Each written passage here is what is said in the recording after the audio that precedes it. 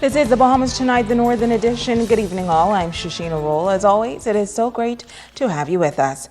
Topping news, the first draft of the Bahamas National Maritime Policy is expected to be completed next year. But in the interim, the committee is asking for the views and suggestions of the public. Consultation events will take place throughout the country. Today, Rotarians heard what this draft is all about and why it is important for Bahamians to register their concerns. Dr. Julian Roberts, advisor of the Ocean Governance and Commonwealth Secretariat in London, telling Rotarians the importance of the first draft national maritime policy.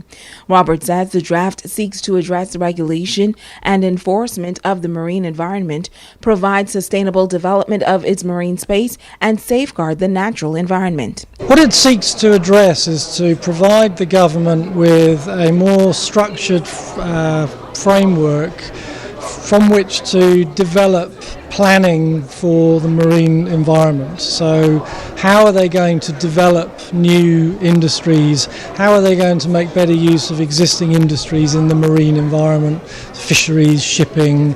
How are they going to deal with new industries that they're talking about, such as offshore oil and gas? But he says to complete this draft, feedback is needed. Everybody in the Bahamas has an interest in the marine environment. Everyone has a view on how the marine environment should be managed. Everyone goes to the beach, everyone fishes. So there are a very, very broad range of perspectives and uses, and everyone's perspective needs to be taken into account. It doesn't mean that the policy can necessarily address everyone's needs or concerns, but at least we need to give the opportunity for people to air their views so that we can then prioritise the issues that are most important across the country. While the draft is all about helping the government to improve the environment, Managing Director of the Bahamas Maritime Authority, Davy Roll, says a survey is available on the Bahamas Maritime Authority website, which will give Bahamians the opportunity to submit their views to be considered for the final draft of the policy. It's important as it is the result of a situational investigation analysis that was done by the Commonwealth advisor out of London. And he identified issues and suggested policies, and we're here today to hear and get feedback from the public at large on those identified factors. Now, consultation events will be organized for several islands throughout the Bahamas over the next week. The final draft is expected to be submitted to the government by the first quarter of the year.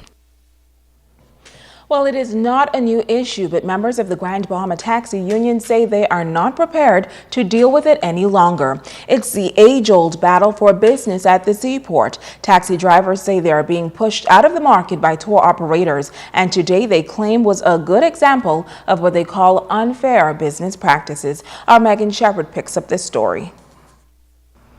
President of the Grand Bahama Taxi Union, David Jones, says that for far too long, cab drivers here in Grand Bahama have been neglected and even suffering, while a sole tour operator has been reaping all of the benefits of the cruise line industry. He says there must be a resolution here and now. Today is going overboard. You have thousands of people coming off the ship and moving by buses today. About 2 weeks ago, in Nassau, the minister condemned these same practices illegal. So we want to find out what happened today in Freeport. We will not tolerate this anymore. Today, what the ship doesn't now sells on board the ship, they has a tour booth on the ground, selling it on the ground to the tour operators. This will kill the taxi driver's livelihood. Jones says this practice of having tourists only bus to the beaches or to certain tours on the island is hurting the overall tourism industry and economy on the island. He says if tourists were to use the taxis more often, they'll be able to visit more sites. Taxi drivers used to move the people. That's when this island used to be called the Magic City. But now what we do, we herding people in buses. The buses them only take them to the beach for an hour and then bring them back to the ship. They're not spending no money here on the island. So when taxi drivers move the people, the whole island benefit.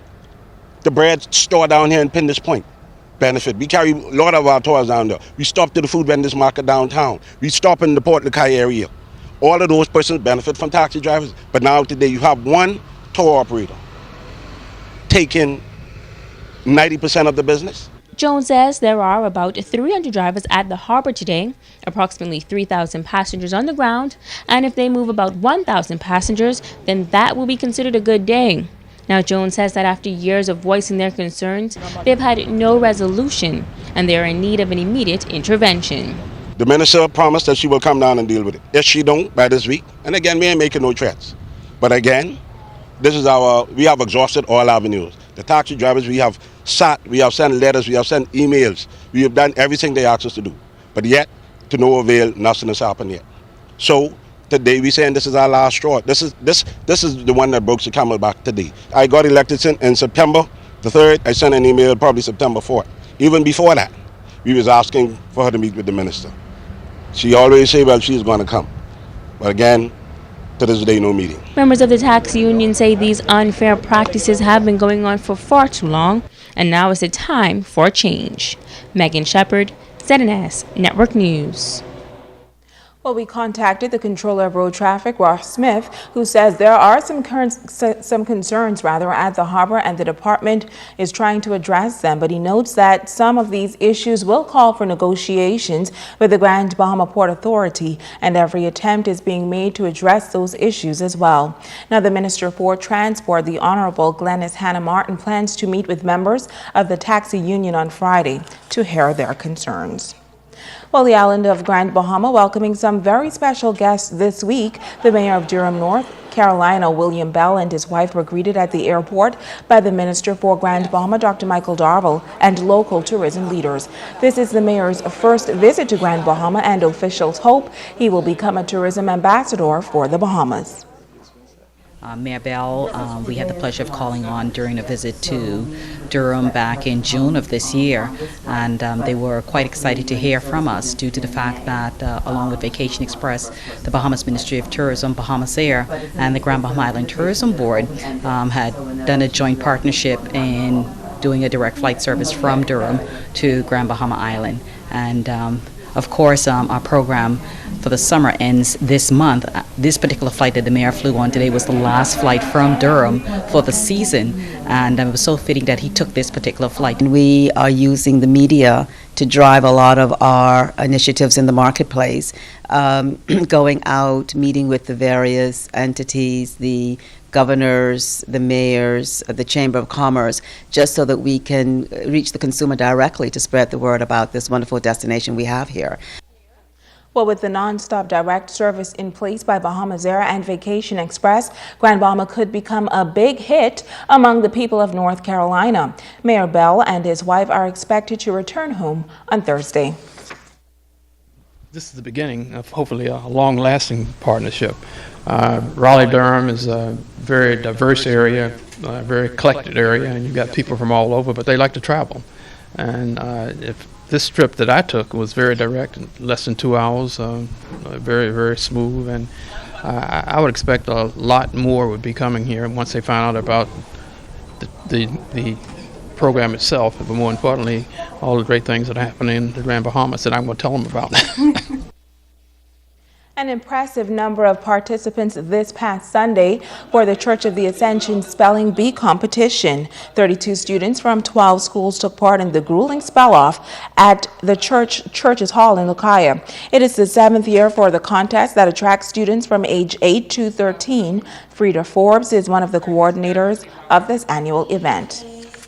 The purpose of this challenge is to provide a practice platform for students of Grand Bahama to practice before attending the National Spelling Bee. So we're very pleased about it.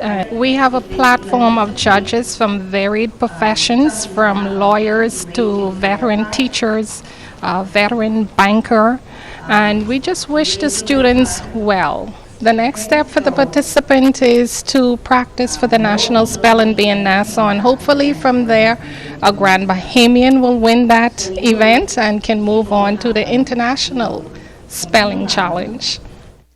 Now, after several rounds of competition, Shaquan Newbold of Maurice Moore was the top speller. Tavares Sweeting of St. Paul's came in second, and Erica Louis of St. Mary Patricia Russell came in third.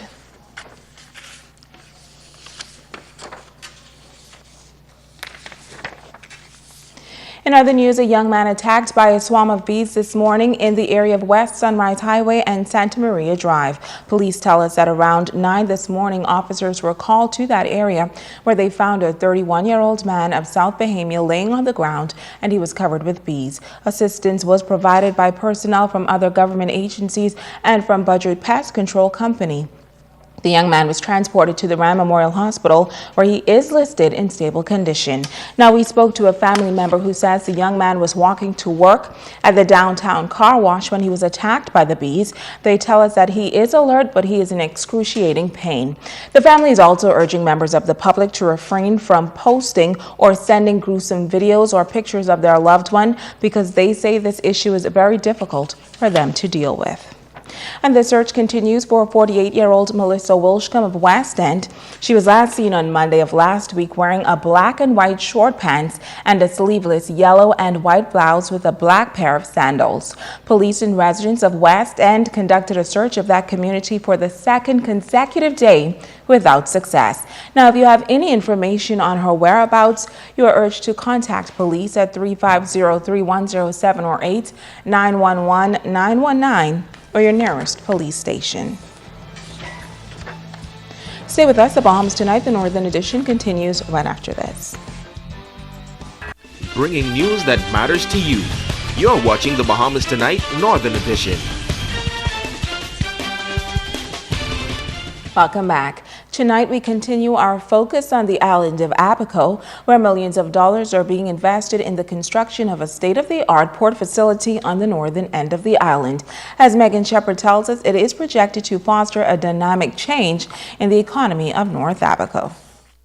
The China Harbor Engineering Cooperation broke ground for the North Abaco China Harbor Port development some 3 months ago, but land clearing just recently begun in early October.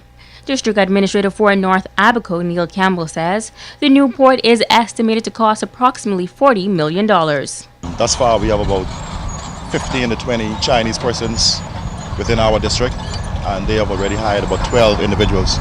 And that number is intended to grow to about 24 persons by December of this year. And it is supposed to also increase for the life of the project to 72 Bahamians. Campbell says this new project is essential to the growth and development of the people of North Abaco and will bring about a massive economic boost. The project is really to open up North Abaco economy, whereas we can have a lot of persons coming in as far as the shipping industry is concerned. We have a lot of fishermen. We have a lot of other things going on here, whereas a lot of persons who own businesses, they have to go into the Marsh Harbor area to purchase items to bring to the local stores. Whereas now it is intended where they can actually shop probably in the United States or elsewhere, and the goods could come directly here, and it'll probably put a little twist on it where it'll be very much cheaper. This is essential because we also need transportation. We need the movement of goods, poisons and everything else. And once there's a centralized location where they know that these things can be readily available as far as concrete, cement, lumber and everything else, this will indeed spin off where the area can actually definitely grow. The China Harbor Engineering Cooperation is spearheading the project, and Campbell notes that the group has been very involved within the community. Project translator Leo Liu says that the project is estimated to be completed within 18 to 24 months. When we're looking at the areas of this project, we are majorly looking at 45 acres of land, and of course this involves with land infrastructures and with the turning basin. Residents in Abaco were very concerned about protecting the environment prior to the groundbreaking, and Liu says steps were taken to ensure the protection of several mahogany trees. Now, once the land clearing is complete in a safe manner, dredging will begin. We will spend like a month to do the land clearing, and we'll be soon after, say around 2 to 3 months, we'll be starting dredging right away, and that probably lasts for 6 months, and depending on the actual schedules we're looking at and also the manpowers and equipment we are using. Megan Shepard, ZNS Network News. Well, our Joan Davis Roll joins us live tonight from Abaco. She has more on the impact of this new investment in the Abacos. Joan? Thank you very much, Ashina. You're right. We're coming to you live from the beautiful Abaco Beach Resort, and we're poolside tonight. And with me is the administrator for North Abaco, Mr. Neil Campbell. Welcome to Bahamas Tonight, Northern Edition, Mr. Campbell. Thank you, Joan. Thank you for having me. It's an exciting time for Abaco. A major project is underway. We just saw in that piece by our very own Megan Shepard. Tell us a bit more about the economic impact this project will bring to the island of Abaco. Well, Joan, let me just first say that the people in North Abaco are very industrious, very hard-working individuals. I think they have really welcomed this project.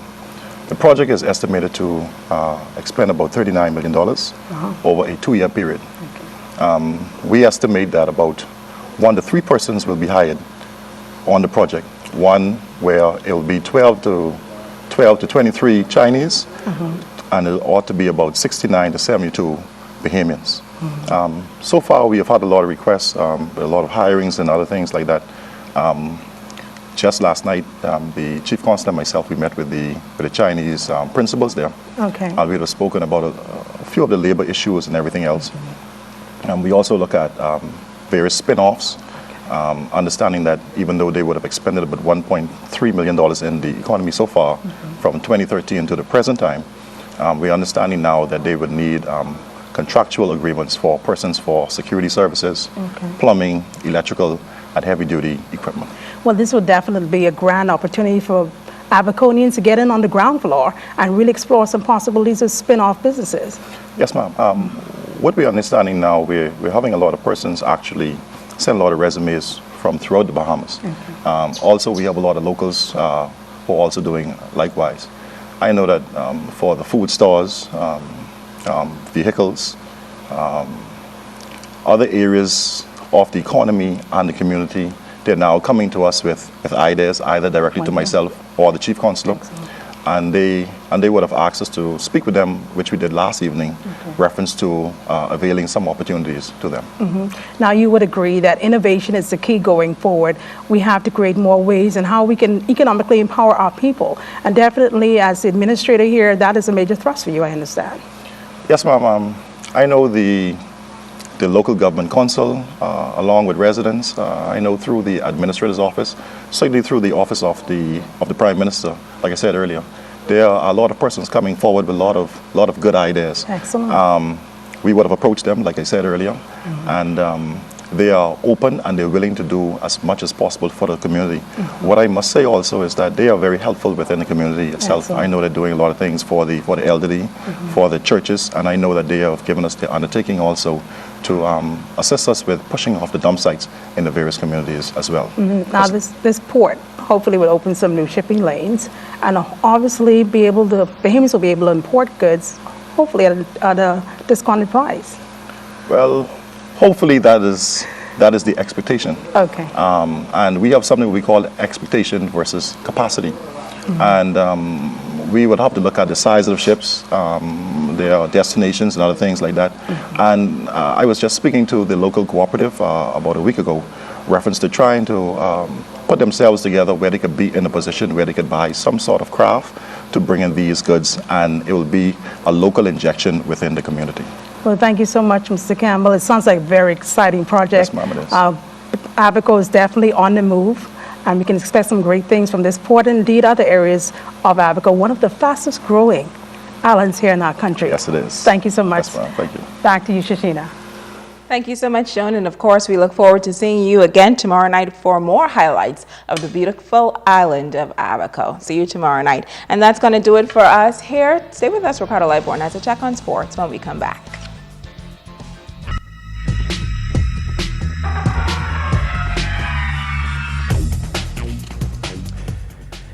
Everybody, welcome to Sports of Ricardo Light. This one is for Akira Lang, who's celebrating today. Yes, little Anthony reminded me, folks. The Battle of the Bahamas was held on the weekend, and a wonderful display of martial arts and also unity. The Battle of the Bahamas held Saturday at the St. George's Gymnasium was an event that everyone simply had a good time and stiff competition. Forms, kata, and fighting was the format of the tournament, and for some of the athletes, it was a tough going. Safety was a major factor for the coordinators and the instructors. This tough little fella able to continue in the spirit of the competition. Baisong Institute, Jawa Jiu-Jitsu School, Chochi-Do, all evident in the tournament for the girls. This was their moment to shine. Sifu Ken Lewis said the work has started for next year's tournament, and congratulations to all the schools who took part and showed unity. We had competitors from Canada, we had competitors from New Jersey, we had competitors from North Carolina. It's a little smaller than last year's, but we're still happy. We were able to fill about 60 rooms as opposed to 80 last year. But next year, we hope to do better because the competitors who didn't come this year explained that having it every year was difficult to come up with the funds to travel from the various countries. Sulky Little John Davis of VSK made his first appearance in Grand Bahama for the Battle of the Bahamas, and he enjoyed it. For the kids is needed in terms of the discipline, the education piece is not so much about kicking and punching, but to be able to help them center their concentration and focus. So the martial arts plays a very important part with that. Me personally, I keep tight check with my kids' report card, work along with the parents, making sure that they're on the right track. So it's a very critical piece. I started when I was 6 or 7. There were some moments in the tournament to remember, like this one. Down for the count and ouch. Again, safety and top-notch instruction. Breathe deep, brother, breathe deep. Well, the first thing simply is to make sure everything falls into place. This is the way to do it. The medals were presented to the competitors, and the smiles on their face tell the story. And the Abaco basketball Agape girls basketball tournament was played over the weekend, and folks, and let me tell you, Sea Bulldog Dolphins defeated the Agape 14-11 to win it. The MVP is Candace Sawyer, and congratulations to her, and also Coach Brown for winning the tournament as well, and she had some support from Coach Dean as well. Don't forget also the 21st Basketball Classic. This is the Domino's Pizza Coca-Cola Powerade Finals. This is tonight. Jack Hayward Gym. It'll feature the St. George's Jaguars and the Tabernacle Falcons. The rings are on the line here. The Falcons also did exceptionally well. They defeated the Jack Hayward Wildcats 56-24, and a trip to the final. St. George's punched their ticket with a 56-53 win over the Sunline Stingers. Should be a pretty good one tonight over there at the Jack Hayward Gym. And that's a quick look at sports. That's it. Till tomorrow. Good night.